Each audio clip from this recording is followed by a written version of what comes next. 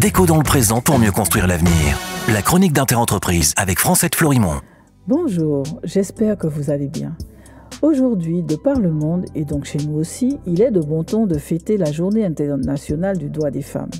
Je vais donc me plier moi aussi à cette tradition commune. Il y a une femme que je voudrais qu'il soit libérée partout dans le monde, chez nous aussi, afin qu'une autre dimension apparaisse enfin dans cet endroit béni qu'est la terre. Cette femme, c'est celle qui est au mieux endormie, au pire barricadée dans chaque homme.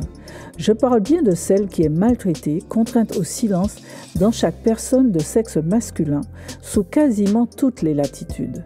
Cet endormissement, ces barricades, sont le fruit de siècles d'une histoire bâtie sur un postulat erroné qui a la vie dure et qui nous mène tous ensemble au désastre. Le risque de désastre le plus récent est la menace nucléaire dans le cadre de l'invasion de l'Ukraine. Nous savons déjà d'histoire qu'un nuage radioactif ne demeure pas que sur le pays concerné par cette explosion.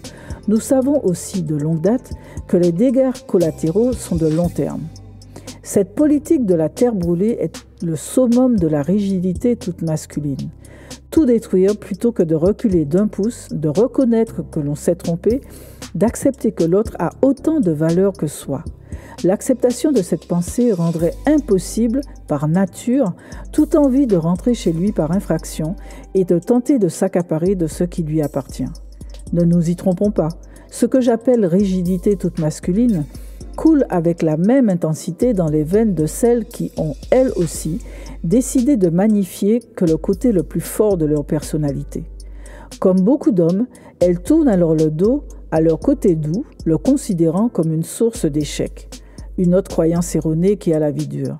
Dans le même registre, les personnes qui refusent d'exprimer les 6 émotions naturelles que sont la peine, la colère, l'envie, la peur, l'amour, ont toutes les chances de vivre dans la rage, la possessivité, la jalousie, la panique, entraînant tuerie, guerre et désastre. Désastre encore que ces tonnes de déchets, qu'ils soient plastiques, pesticides et autres, qui empoisonnent les êtres humains, même ceux, principalement encore des êtres de sexe masculin, qui ne parviennent pas à prendre les décisions nécessaires pour sortir de ce cercle infernal. Parce qu'il y a trop de dollars, d'euros, de yens, etc. à perdre, proposant alors à l'être humain de l'augmenter, voire de fuir dans des métaverses. Désastre enfin, quand les femmes qui arrivent aux manettes, parce qu'encore trop minoritaires, ne trouvent d'autre façon de s'imposer dans ce monde testéroné qu'en adoptant les pires manières de leurs prédécesseurs masculins. On les voit dans les négociations qui avortent à tous les strates de la société mondiale. Nous avons des exemples chez nous aussi.